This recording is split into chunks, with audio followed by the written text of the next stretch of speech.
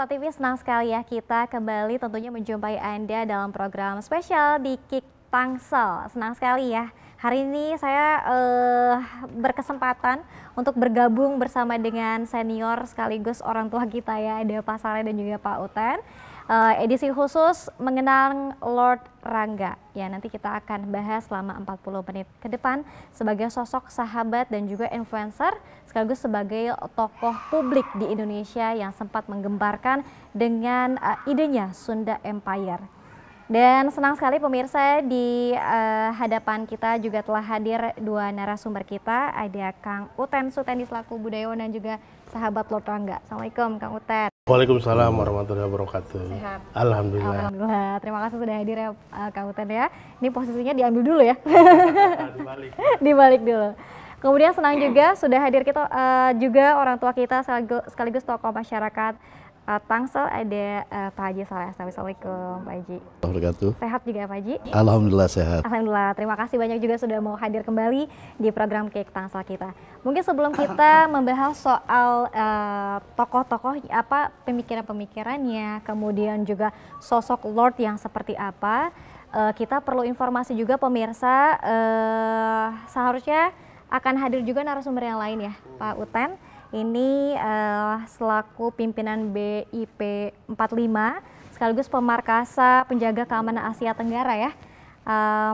Kemudian beliau juga ini aktif dan juga di sebagai First Council of Asia Africa sebagai tindak lanjut dari KMB 1955. Ini beliau adalah Letjen Muhammad Gratias Bramuda yang menitipkan salam juga kepada kita terkait dengan tema yang kita bahas hari ini.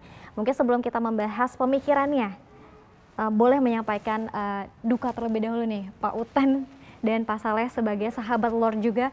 Bagaimana ketika mendengar kabar Lord Rangga tutup usia? Pak Uten terlebih dahulu.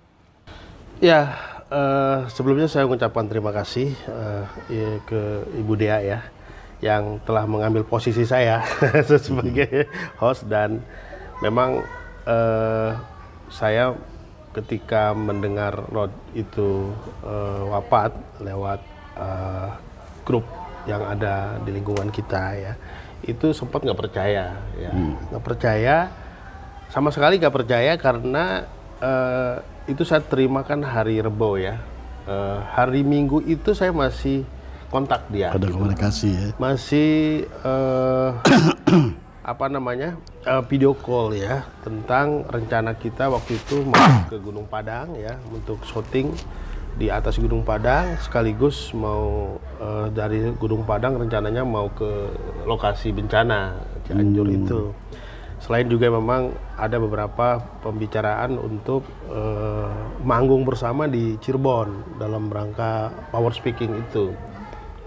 Makanya ketika ada berita itu saya cukup kaget, dan kemudian saya konfirmasi ke istrinya, Ibu Queen itu ya, istrinya di Brebes, dan ke Oji juga, bahwa betul sudah meninggal karena penyakit batuk kering katanya ya gitu. Nah itu yang saya sangat bersedih sekali, karena belakangan ini cukup intens dengan saya berkomunikasi ya. Baik itu persoalan pribadi maupun persoalan kebangsaan ini kita sering ngobrol, baik lewat call maupun bertemu langsung, kira-kira gitu. Iya, baik. Ini banyak yang belum percaya ya Pak Utennya ketika mendengar kabar wafat. Pak Saleh, bagaimana Pak? Saya kira pertama tentu kita mengucapkan duka yang dalam ya atas meninggalnya Lord Rangga. Mudah-mudahan dilapangkan kuburnya, diampuni segala dosanya dan ditempatkan di sisinya tentunya. Dan kita juga berharap keluarga yang ditinggalkan akan kuat menerima kenyataan ini, bahwa ini memang ketentuan yang memang sudah digariskan oleh Allah, sehingga mau nggak mau harus diterima kenyataan ini, tetap tabah, kuat untuk menghadapi segala apa yang terjadi atas meninggalnya Lord Rangga ini. Memang kalau kita singgung Lord Rangga, saya kenal sama Lord Rangga ini, yang mengenalkan ini Pak Uten ini. Saya juga waktu itu tidak surprise sekali, bahwa tidak menyangka saya akan kenal dengan beliau, karena saya tahunya Beliau itu pada saat Sunda Empire ya, sedang hebat-hebatnya itu. Dan terakhir saya tahu juga diambil tindakan hukum pada saat itu. Dan tahu-tahunya dikenalkan Pak Uten udah ada di depan saya. Dan ketika kenal itu betul-betul memang sangat kagum kita melihatnya. Ya, itu. Ya sekali lagi saya berduka yang dalam atas meninggalnya Lord Rangga. Ya, kita sama-sama sebagai sahabat ya merasa kehilangan betul. Dan akan sulit menemukan sosok seperti dia lagi. Kita nggak tahu kapan bisa bertemu dan hadir orang-orang seperti dia gitu. Baik, menggemparkan ya, menggemparkan dunia, menggemparkan nasional Indonesia. Seperti kita ketahui bersama juga, ini sedikit informasi bahwa sebetulnya Lord Rangga juga ini rencana untuk kemudian membuat program sendiri bersama dengan Sultan TV bertajuk KDT atau Konferensi Dunia Ketiga ya. Namun memang Allah lebih sayang kepada Lord Rangga. Kita melihat fenomena kehadiran Lord Rangga. Pak Uten melihatnya ini dengan Sunda Empire-nya, dengan sosoknya yang begitu ikonik dan penampilannya juga yang eye-catching. Pak Uten seperti apa? Ya, Lord Rangga itu memang fenomenal ya. Kehadirannya sangat fenomenal, menggemparkan banyak orang dari semua level ya di tanah air maupun di beberapa negara karena keberaniannya dalam menuangkan gagasan-gagasan nakal dalam tanda petik ya, gagasan nakal yang keluar dari mainstream, keluar dari kebiasaan orang bicara dan berpikir tentang negara, tentang kebangsaan maupun tentang dunia. Dan tentu ini menjadi daya tarik tersendiri baik bagi kalangan pemerintahan, para pengusaha maupun kaum milenial bahwa ada sosok yang bisa keluar dari zona ya, zona lama ya, zona nyaman, kita bicara aman gitu. Ya, dari zona kita berbicara formal gitu kan, sesuai logika yang biasa kita pakai, sesuai dengan yang ada di buku, yang ada di sekolah, yang ada di statement para pejabat. Tapi dia berbeda, dia keluar dari zona itu gitu. Dia keluar dari mainstream itu, dia keluar dari mindset dan paradigma kebanyakan orang berpikir tentang negara, tentang nasionalisme, tentang kebangsaan maupun tentang bagaimana dunia ke depan. Itu sesuatu yang kemudian dia menjadi daya tarik dan kemanapun dia pergi selalu menjadi pusat perhatian. Contoh misalnya saya beberapa kali jalan sama dia. Kita datang ke sebuah restoran, itu semua penjaga restoran dari mulai tukang parkir pengen moto sama dia. Terakhir misalnya saya berjalan sama dia itu di acara di Banten, di sebuah aula besar itu, acara yang cukup formal di mana para pejabat datang. Lord datang dengan saya belakangan, itu semua yang hadir itu bruk, pengen moto. Jadi luar biasa dan sampai akhir itu dia tidak berhenti sampai akhir acara, semua orang pengen moto bersama dia.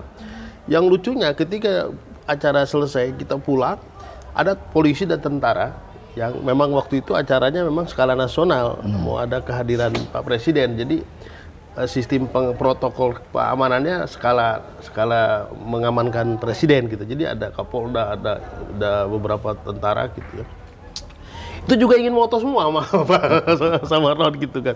Sampai menjelang maghrib itu habis waktu hanya untuk foto. Dari mulai polisi, tentara, kemudian juga mahasiswa, ada juga anak-anak sekolah Pak gitu. Sebenarnya luar biasa nih, Lord ini siapa sesungguhnya gitu kan. Itu kira-kira. Nah, tapi yang paling menarik menurut saya, Lord ini adalah sebuah antitesa ya dari cara berpikir kebanyakan orang gitu. Ini bisa dicontohkan misalnya begini. Dulu orang merindukan pemimpin yang merakyat. Ketika era Soeharto selesai, era Habibie selesai, era Gus Dur dan kemudian era Pak SBY selesai, orang dulu merindukan pemimpin yang merakyat. Maka hadir seorang Jokowi misalnya gitu. Seorang Jokowi yang merakyat, turun ke Lubang, ke Selokan gitu ya, kemudian juga ke pasar dan seterusnya. Nah, ternyata sekarang ada yang lebih dari itu. Setelah masyarakat Indonesia ini menemukan sosok yang merakyat, lalu kemudian ada perubahan tatanan dunia sekarang, pergeseran konstelasi ya, politik dan ekonomi dunia. Sekarang sebetulnya orang sedang merindukan posisi Indonesia di tatanan dunia ini, di dalam konstelasi politik dan ekonomi global. Nah, Lord itulah hadir di situ. Hadir di situ menawarkan bahwa kita adalah negara yang bisa memainkan peran jauh lebih penting di tatanan lebih global lagi dibandingkan dengan di hari-hari sebelumnya. Nah, itulah saya kira yang membuat Lord menjadi fenomenal. Seorang lelaki dari kampung, dari Brebes, orang biasa saja, tapi dengan keberanian itu menggelorakan gagasan-gagasan di luar mindset, maka dia menjadi fenomena yang menarik hingga hari ini. Betul, dia mampu menciptakan warna sendiri ya, di tengah mungkin hanya ada hitam dan putih, tapi Lord punya warna lain ya Pak Uten. Pak Haji, mungkin beberapa kali bertemu juga, sempat mengobrol juga dengan Lord Rangga seperti itu. Saya kira memang fenomenal untuk Lord Rangga ya. Ini sangat mengagetkan sebetulnya. Ada beberapa periode kehidupan kita ini, baik negara dalam rangka berapa kali pemilihan presiden, berapa kali ini ya, dan kita juga berpartai.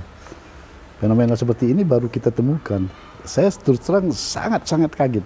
Ternyata ada orang yang seperti ini, gitu kan ya.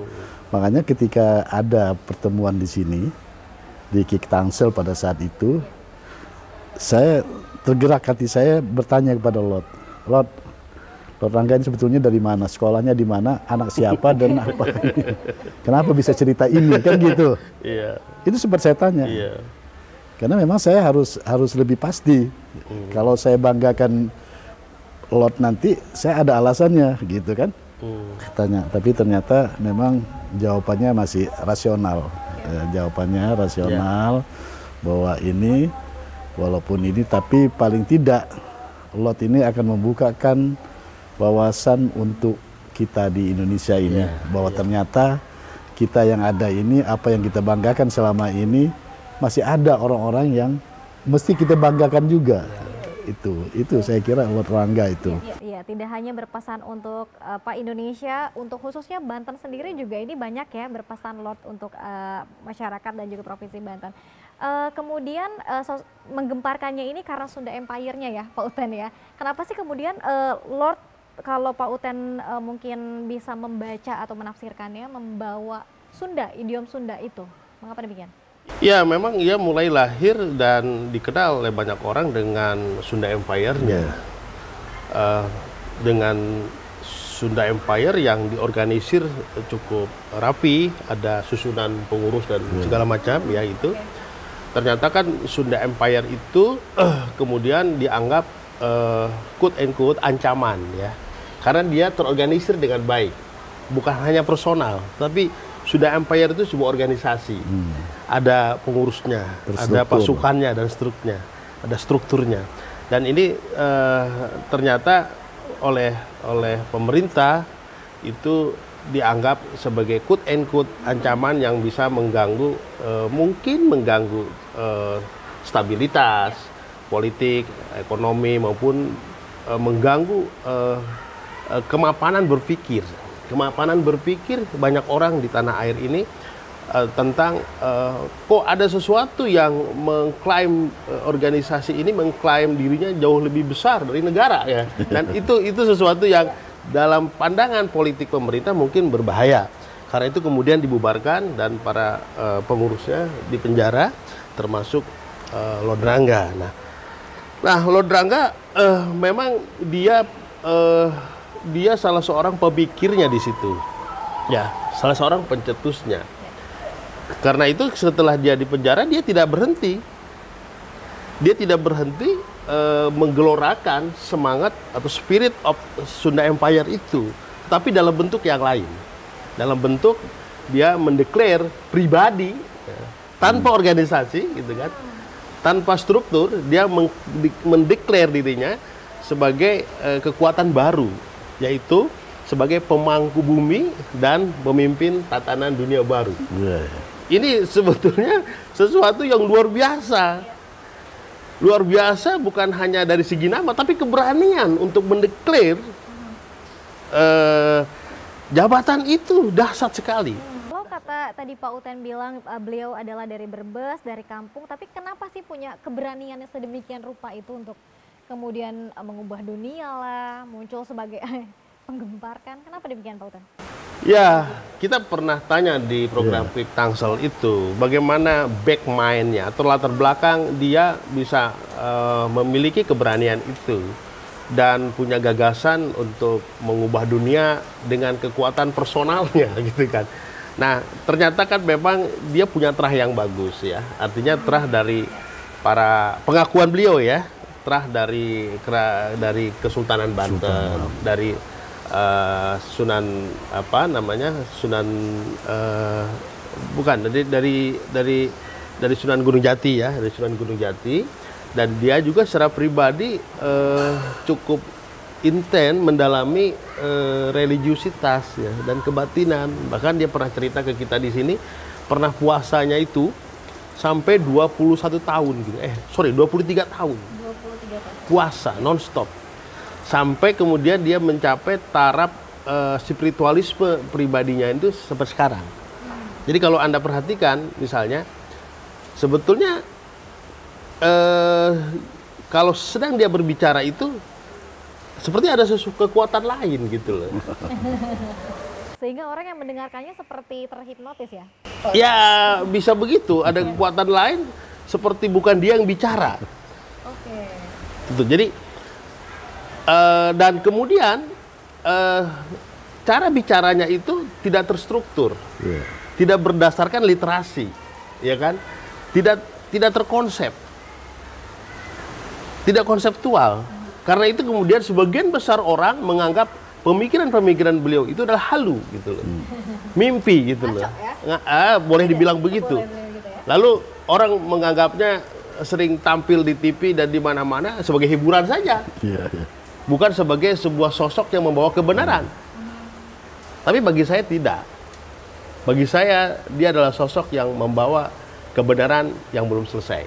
Oke, Pak Haji melihat juga ada mungkin sisipan-sisipan kebenaran yang justru dibawa oleh Lot. Saya kira begini, Lot ini seperti tadi Pak Uten katakan bahwa dia kalau istilah apa itu yang apa berusaha untuk menyatu dengan kekuatan ya, ma'rifat ya, ma'rifat dengan itu, dan itu menimbulkan suatu keyakinan pada dirinya sehingga dia tidak pernah ragu untuk menyampaikan pada orang lain walaupun orang lain merespon bahwa itu sebagai hiburan. Bahwa itu, tapi paling tidak ini memang keberaniannya itu paling tidak menggugah kita ini yang normal yang selama ini kita tidak terpikirkan, kita jadi terpikirkan bahwa kita itu pernah ada keturunan ini loh.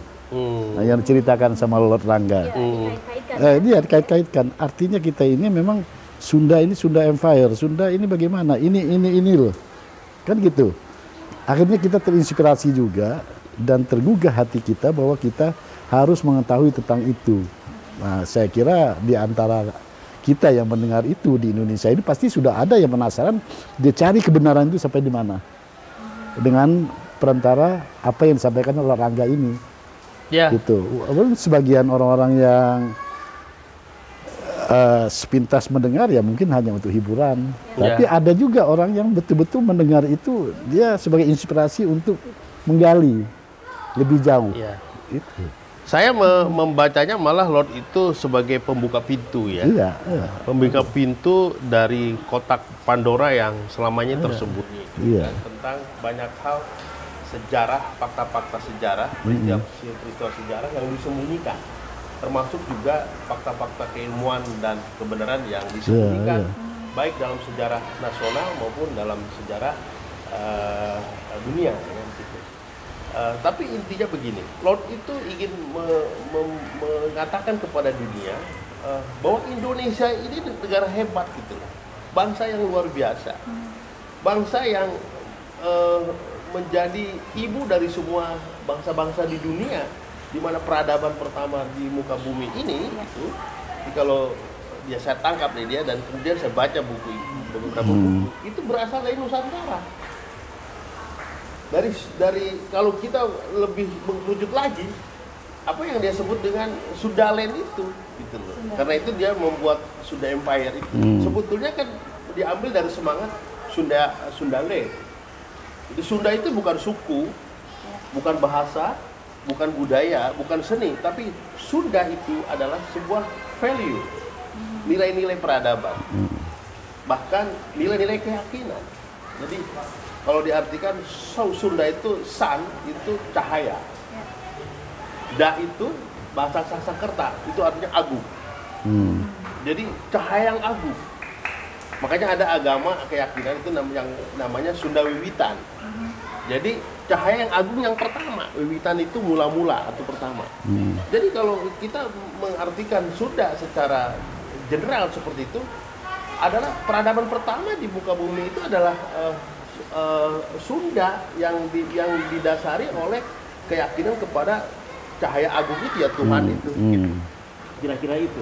Karena itu di dalam literatur dunia selalu ada menggunakan kata-kata Sunda, misalnya ada Sundaland, ada Sunda besar, Sunda kecil, bahkan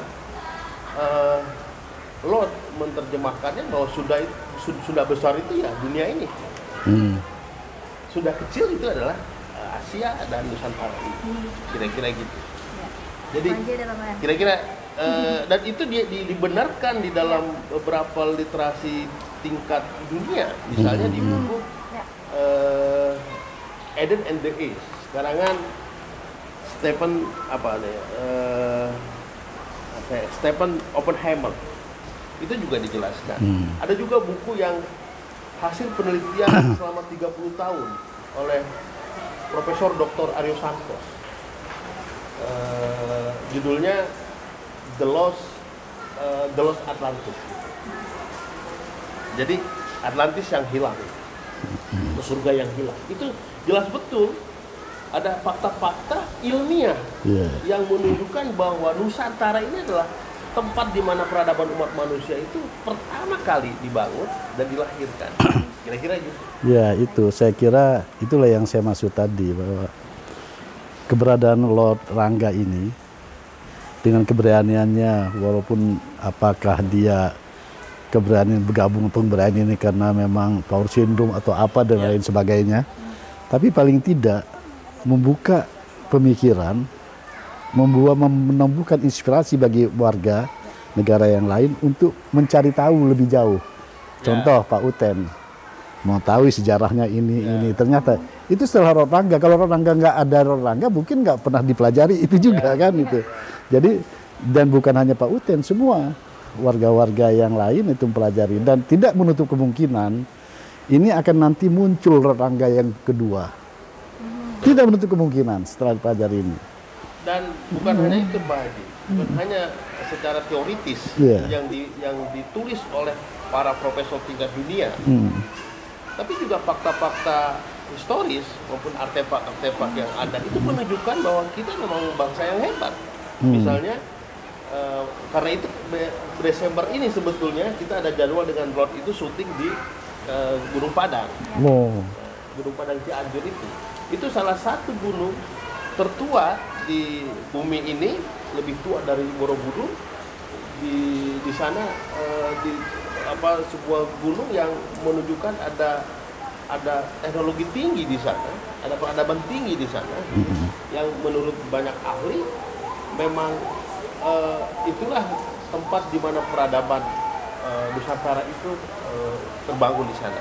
Bahkan bukan hanya itu, saya juga pernah ngajak Lord bukan hanya ke Gunung Padang, kita ke Cibedug. Di Cibedug itu di daerah Banten. Itu lebih tua lagi dari Gunung Padang, ada candi. Ada candi. Ada candi. Lalu saya kemarin pergi ke Kerawang. Di Kerawang ada lagi Pak, namanya Candi Jiwa. Itu lebih tua lagi dari Borobudur. Jadi artinya memang bangsa ini jauh sebelum era Borobudur maupun era raja-raja itu memang bangsa yang punya peradaban tinggi jauh sebelum bangsa-bangsa di luar itu sekarang maju. Dari sosok Lord Rangga ternyata mungkin saja kita juga dicerahkan ya Pak Ukan dan Pak Haji ya terkait dengan sejarah peradaban manusia, sejarah peradaban dunia, Indonesia dan juga Provinsi Banten khususnya. Nah, Pak Haji dan juga Pak Utan, selain mungkin pemikiran-pemikirannya yang dahsyat itu dan juga out of the box berbeda dengan yang lain, kita melihat juga sosok Lord Rangga yang begitu eye-catching dengan topi baretnya, dengan baju yang sedemikian rupa ya Pak Haji. Bagaimana tanggapan Pak Haji melihat penampilan Lord? Kostum? Iya, saya kira kostumnya itu memang itulah, dia cerdas ya. Saya lihat Lord Rangga itu sangat cerdas. Kenapa dia sangat cerdas? Dia buktinya menyesuaikan. Karena dia ingin menyampaikan kalau ada tanggapan orang lain bahwa itu halusinasi atau lain sebagainya, dia imbangi dengan kostumnya. Itu jadi perhatian, itu mau nggak mau jadi perhatian orang. Jadi kalau dia nggak pakai kostum seperti itu juga belum tentu orang akan memperhatikan misalnya, gitu kan. Jadi kalau saya lihat di situ, bukan dari itunya, saya lihat kecerdasannya. Sangat cerdas ini orang, sangat cerdas. Ada makna tersendiri? Nah, kalau saya sih melihat keseluruhan sosok Lord itu adalah lebih sebagai simbol. Simbol ya. Dalam bahasa Sunda lebih dia menunjukkan siloka. Jadi yang perlu kita gali lagi. Misalnya soal busana itu. Iya. Itu kan perpaduan antara busana militer dengan busana seorang profesional. Profesional ya betul. Dia bukan untuk gagah-gagahan, tapi dengan bintang lebih dari 5. Kan kalau panglima besar itu kan 5 ya. Ya. Ini dia 6 apa 7 gitu. 6. Artinya dia ingin menempatkan posisi dia secara simbolis di atas panglima yang ada gitu. Itu kan luar biasa gitu. Di atas panglima perang yang ada di dunia gitu loh. Ke level dunia dia. Level dunia. Okay. Jadi sekali lagi apa yang dilakukan oleh Lord itu memang simbolis. Baik dari statement-statement dia ya, perkataan-perkataannya itu kan sepotong-sepotong. Termasuk juga busananya gitu kan. Itu harus kita baca. Harus kita baca dan harus kita gali lebih dalam lagi karena dia sifatnya hanya pembuka pintu gitu. Pengetok pikiran kita untuk melihat sesuatu yang dengan logika yang berbeda. Kan begini, orang sekarang itu kebanyakan berpikir itu karena rata-rata sudah mental block, sudah terblok oleh logika yang dibentuk di sekolah, sudah terblok oleh informasi yang diterima di lingkungan, dan juga sudah terblok oleh keyakinan yang diterpa oleh agama. Kira-kira gitu. Nah, Lord ini keluar dari situ gitu loh. Keluar dari situ karena itu dia dianggap halu, dianggap bahkan gila. Dianggap gila. Coba Anda perhatikan dalam sejarah umat manusia, sejarah peradaban umat manusia. Apa ada perubahan-perubahan dunia ini yang tidak dilakukan oleh orang gila? Semua dianggap gila. Nabi dianggap gila, Pak. Nabi Muhammad pun dianggap gila. Karena semua orang yang bertugas melakukan pembenahan, itu dia harus keluar dari mainstream. Betul. Dari kebiasaan. Dan kemudian orang yang kebanyakan itu melihat orang yang berbeda dengan kebanyakan orang, dengan kita, maka dia dianggap gila. Dianggap halu. Atau dianggap pemimpi, dianggap pembohong. Nah, Lord itu termasuk dianggap itu, gitu loh. Tapi buat saya, dia adalah seseorang yang pembuka itu. Nah, apa yang makna dari baret dan itu untuk menunjukkan bahwa Indonesia itu sebetulnya ada di atas bangsa-bangsa lain, gitu loh maksudnya loh. Bahwa Indonesia dari sisi sejarah, di sisi budaya, dari sisi apapun juga tentang kehidupan di dunia ini, itu harus di atas bangsa-bangsa lain. Jadi kita tidak boleh minder sebagai sebuah bangsa. Maksudnya gitu loh. Itu yang saya maksud tadi, bahwa itu kecerdasannya. Nah, itu. Dia pakai simbol-simbol yang menggambarkan kebesaran daripada pemimpin-pemimpin masa lalu di Indonesia ini. Itu kan gitu. Di dunia itu simbol-simbol kepemimpinan zaman dulu kala itu ya seperti itu. Makanya saya bilang itu kecerdasan. Bagaimana untuk menarik perhatian orang lain supaya dia bisa memperhatikan dia. Supaya apa yang saya sampaikan menjadi inspirasi bagi manusia yang ada sekarang. Makanya dia pakailah pakaian kebesaran daripada petinggi-petinggi zaman dahulu. Selain statement-statementnya, kemudian dilengkapi juga dengan kostum yang sedemikian rupa dipikirkan secara cerdas ya oleh Lord ya. Nah, kemudian ya Pak Haji dan juga Pak Utan sebagai mungkin sahabat Lord, mungkin sampai hari ini masih banyak masyarakat dan juga pemirsa yang mungkin masih belum percaya atas wafatnya Lord. Masih banyak juga yang tanya, itu benar nggak sih beritanya, hoax atau tidak? Betul atau tidak? Konspirasi atau bukan? Pak Utan.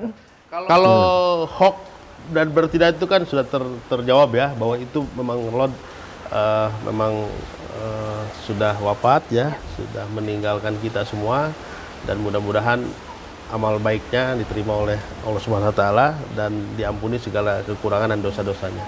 Nah, apakah konspirasi apa bukan gitu kan. Ini memang itu pertanyaan nakal saya di dalam tulisan yang kemarin saya tuangkan ya. Itu kemudian muncul tiba-tiba saja sebetulnya karena begini. Di dalam kehidupan dunia ini ada kekuasaan yang terlihat maupun yang tak terlihat di permukaan maupun di balik permukaan gitu. Dan kalau dikerucutkan lagi, ada negara dan ada yang di balik kekuatan negara-negara itu yang memang menginginkan dunia ini ya seperti ini. Dia bisa ngatur ekonominya, dia bisa mengatur politiknya, kapan perang, kapan tidak perang, kapan ada COVID atau kapan tidak ada COVID. Itu ada kekuatan, suka atau tidak suka itu ada kekuatan di sana yang mengatur konstelasi politik dan ekonomi secara global. Nah, negara-negara sebagian besar itu diatur oleh kekuatan itu. Nah, Lord itu kelihatannya dia memahami itu gitu. Kelihatannya dia memahami itu ada kekuatan tertentu ini yang mengatur dunia gitu loh. Sehingga orang harus seperti one dimensional man. Orang harus seperti satu dimensi gitu loh. Ekonominya begini, politiknya begini, birokrasinya begini, semua harus mengikut kepada kekuatan global tadi, kekuatan yang tak terlihat tadi. Entah itu ada di mana, entah apa di Eropa, di Amerika. Tetapi suka atau tidak suka sekarang ini kita ikut aturan dan arus dari kekuatan dari aturan yang diatur oleh kekuatan yang tak terlihat itu. Nah, Lord ingin kelihatannya, Lord memahami itu dan dia ingin, loh, kita ini punya kekuatan loh bangsa ini. Kenapa nggak kita yang ngatur? Gitu loh. Kenapa nggak kita yang membuat aturan dunia ini? Sejarah dunia ini dimulai dari bangsa kita loh, gitu loh. Peradaban umat manusia ini dari bangsa kita loh. Kenapa kita nggak memulainya dari diri kita sendiri, dari adat kita, dari kebudayaan kita? Kira-kira gitu loh. Kenapa kita harus terpenjara oleh kekuatan lain? Sehingga kalau ada satu negara yang perang, kita ikut miskin, ikut susah. Orang punya utang, kita yang juga susah gitu loh. Kan ini ada sesuatu yang tidak beres tuh. Padahal kita adalah negara yang dikaruniai oleh kekayaan sejarah, kekayaan nilai-nilai, kekayaan sumber daya alam, dan juga kekayaan ilmu pengetahuan yang tak terbatas. Kira-kira gitu. Nah, soal konspirasi itu sih pikiran nakal lah, bisa saja ya, tapi kita nggak usah dikembangkan. Ya, baik. Nah, mungkin sebelum kembali lagi ke Pak Utan, tadi seperti kita sudah bahas juga dengan Pak Haji bahwa sosok Lord Rangga ini sebagai pengetuk kita semua ya, untuk kemudian juga mencoba menarik kita untuk kemudian berpikir secara lain. Kalau Pak Haji sendiri, apakah mungkin saja bisa terwujud pemikiran-pemikiran Lord di masa depan? Silakan. Ya, paling tidak saya kira pemikiran itu jadi bahan, jadi inspirasi sebagai bahan untuk kemajuan ke depan. Karena kita nggak mungkin kalau kita berulang kepada masa lalu ya. Tapi paling tidak masa lalu itu harus dikenang, itu sebagai pijakan kita untuk ke masa depan yang lebih bagus. Mungkin Lord, karena Lord itu saya lihat memang cerdas. Kecuali cerdas karena dia banyak sekali apa itu istilahnya yang itu gagasan yang muncul dari halusinasi itu bukan halusinasi bahwa itu halusinasi dengan sebab bahwa dia sudah apa itu Pak Uten yang minta kepada ini itu spiritual, ya, spiritual. Nah, itu juga ada kemungkinan yang itu.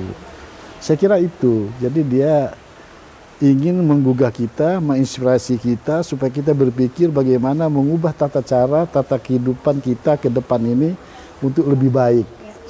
Gitu. Dan tambahan dia ya. Jadi kehadiran Lord ini menurut saya di momen yang tepat. Yeah. Di mana dunia sekarang pasca Covid ini ya sedang terjadi pergeseran, Pak. Pergeseran supremasi kekuasaan, supremasi ekonomi dan politik dari barat sekarang bergeser ke arah timur, gitu kan, ke arah Cina dan Asia, gitu kan. Dan kemudian kita lihat sekarang Eropa dan Amerika sedang berkelimpungan, gitu. Jadi momennya sangat tepat kalau kita kemudian bangsa ini seperti yang Lord harapkan itu, ya, itu mengambil posisi yang jauh lebih strategis di dalam konstelasi dunia ini, gitu.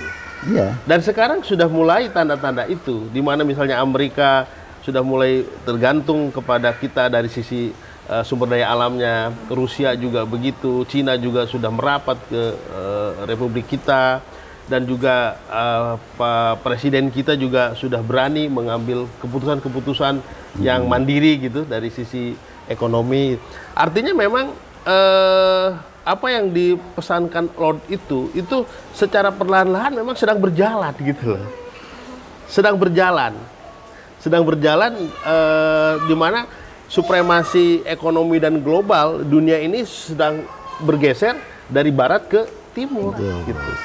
Jadi Lord itu hanya ini loh akan terjadi dan itu betul-betul sedang terjadi sekarang. Gitu. Kira-kira gitu. Dan artinya Indonesia ke depan seperti yang Lord sampaikan itu akan menjadi negara yang hebat. Seperti yang saya sampaikan di podcast sebelumnya itu dengan perpindahan ke Kertanegara itu adalah sebuah perpindahan dari Kertagama kepada Kertanegara. Nah, Kertagama ini adalah sebuah era di mana kita masih sibuk dengan urusan-urusan agama dan ideologi, Pak. Karena itu ribut sekarang agama, menurut saya sih wajar-wajar aja. Tapi kalau sudah masuk ke Kertanegara, itu adalah kita masuk pada era baru yang disebut era kesejahteraan. Kira-kira gitu. Baik, ini menuju untuk memasuki fase yang baru ya, fase baru dalam kehidupan. Terima kasih banyak Pak Haji, Soleh, dan juga Pak Utan ya, yang sudah membersamai. Harusnya saya yang terima kasih ya Pak Yatan ya, dan Pak Saleh ya. Ini seperti masuk ke program Pak Utan dan juga Pak Saleh. Mungkin terakhir Pak Soleh dan juga Pak Utan sebagai closing statement kita, sekaligus juga sebagai sahabat dan saudara Lord Rangga, apa yang kemudian ingin disampaikan melalui Kick Tangsel hari ini spesial untuk mengenang Lord Rangga dari Pak Utan Lusara. Ya, pertama kepada keluarga Lord kami mengucapkan terima kasih karena sudah bisa bersilaturahmi dan berkenalan dengan sosok Lord ya, yang itu memberi inspirasi kepada saya dan teman-teman untuk kembali memikirkan masa depan bangsa ini jauh lebih kritis lagi, lebih mendalam lagi, bahwa kita sesungguhnya adalah bangsa yang sangat kaya dengan berbagai sumber daya alam, nilai-nilai luhur, dan juga sebagai pusat peradaban umat manusia dalam sejarah maupun ke masa depan.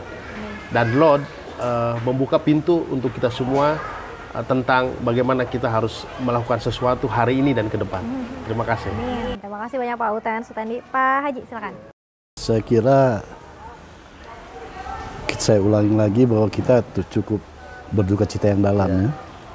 Dan mudah-mudahan apa yang sempat disampaikan oleh Lord Rangga dari awal sampai akhir keberadaan beliau itu akan betul-betul menjadi catatan dan menjadi inspirasi untuk warga, sehingga pada saatnya step by step apa yang diinspirasikan oleh Lord Rangga akan bisa terrealisasi, bisa terimplementasikan di negara kita.